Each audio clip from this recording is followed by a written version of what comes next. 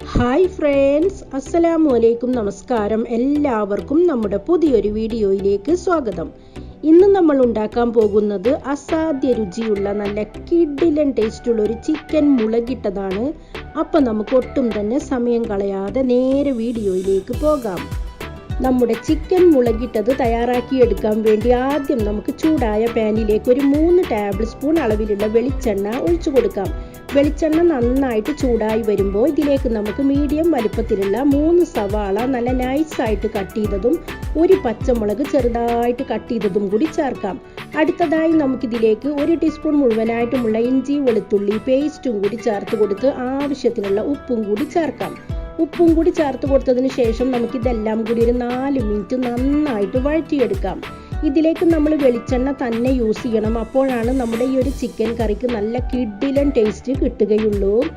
ഇപ്പം നമ്മളെല്ലാം കൂടി ഒരു 4 മിനിറ്റ് നന്നായിട്ട് വഴറ്റിയെടുത്തിട്ടുണ്ട്. അടുത്തതായി നമുക്കിതിലേക്ക് 1 table spoon Kashmiri chilli powder, 1 teaspoon chicken masala, 1/4 teaspoon മഞ്ഞൾപ്പൊടി, 1/4 ടീസ്പൂൺ ഗരം മസാല, 1/4 ടീസ്പൂൺ ഉലുവ വറുത്ത് പൊടിച്ചത്. ഈ പൊടികളാണ് നമ്മൾ ഇതിലേക്ക് ചേർത്ത് കൊടുക്കേണ്ടത്. പൊടികൾ ചേർത്ത് കൊടുത്തതിന് ശേഷം നമുക്ക് ഈ പൊടികളുടെ പച്ചമണം മാറുന്നതുവരെ ഒന്നുകൂടി നന്നായിട്ട് വഴറ്റിയെടുക്കാം. ഈ ഒരു രീതിയിൽ നിങ്ങൾ ഇന്നേ വരെ ചിക്കൻ മുളകിട്ടത് തയ്യാറാക്കി നോക്കിയിട്ടില്ലെങ്കിൽ ഒരിക്കലെങ്കിലും ഇതുപോലെ ഒന്ന് ട്രൈ ചെയ്ത് നോക്കുക. നല്ല കിഡിലൻ ടേസ്റ്റുള്ള ഒരു ചിക്കൻ കറിയുടെ റെസിപ്പിയാണിത്. പൊടികളുടെ പച്ചമണമെല്ലാം നന്നായിട്ട് മാറിയതിന് ശേഷം നമുക്കിതിലേക്ക് നന്നായിട്ട് പഴുത്തിട്ടുള്ള 2 തക്കാളി ഇതുപോലെ നൈസായിട്ട് കട്ട് ചെയ്തിട്ട് വേണം ചേർത്ത് കൊടുക്കാൻ. തക്കാളി ചേർത്ത് കൊടുത്തതിന് ശേഷം നമുക്കിതെല്ലാം കൂടി നന്നായിട്ടൊന്ന് മിക്സ് ചെയ്ത് കൊടുക്കാം.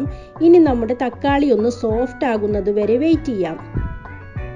ഇപ്പൊ നമ്മുടെ തക്കാളിയൊക്കെ നല്ല സോഫ്റ്റ് ആയിട്ട് വന്നിട്ടുണ്ട്. ഈ ഒരു സമയത്ത് നമുക്കിതിലേക്ക് ആവശ്യത്തിനുള്ള ചൂടുവെള്ളം ഒഴിച്ചു കൊടുക്കാം. ഒരിക്കലും പച്ചവെള്ളം ഒഴിച്ചു കൊടുക്കരുത്, നന്നായിട്ട് ചൂടുള്ള വെള്ളം തന്നെ വേണം ഒഴിച്ചു കൊടുക്കാൻ.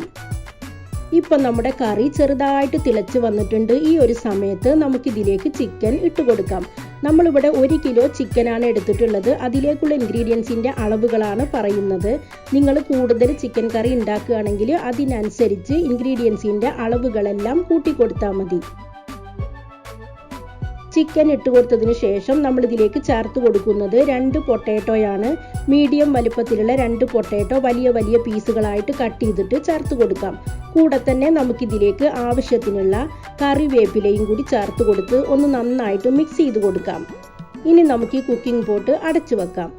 ഇപ്പം നമ്മുടെ ചിക്കൻ മുളകിട്ടത് 10 മിനിറ്റോളം ആയിട്ടുണ്ട്. 5 മിനിറ്റ് നമ്മൾ അടച്ചു വെച്ചും 5 മിനിറ്റ് തുറന്നു വെച്ചിട്ടുമാണ് ഇത് കുക്ക് ചെയ്തെടുത്തിട്ടുള്ളത്. ആവശ്യത്തിന് വെള്ളമെല്ലാം നന്നായിട്ട് വറ്റി വന്നിട്ടുണ്ട്. ഇനി നമ്മുടെ ഈ കറി ചൂടാറുന്നതിനനുസരിച്ച് കൂടുതൽ കുറുകി വരും. അപ്പം നല്ല കിഡിലൻ ടേസ്റ്റുള്ള ഒരു ചിക്കൻ മുളകിട്ടതിൻ്റെ റെസിപ്പിയാണ്. എല്ലാവരും ട്രൈ ചെയ്ത് നോക്കുക. നെയ്ച്ചോറ്, പൊറോട്ട, ചപ്പാത്തി, അപ്പം, കുബ്ബൂസ് ഇതിലേക്കെല്ലാം നല്ല കിഡിലൻ കോമ്പിനേഷൻ ആയിരിക്കും. എൻ്റെ വീഡിയോകളും റെസിപ്പികളും നിങ്ങൾക്ക് ഇഷ്ടമാവുന്നുണ്ടെങ്കിൽ നമ്മുടെ ചാനൽ സബ്സ്ക്രൈബ് ചെയ്യുക. ഇൻഷാ അല്ലാ വീണ്ടും കാണാം. Bye bye.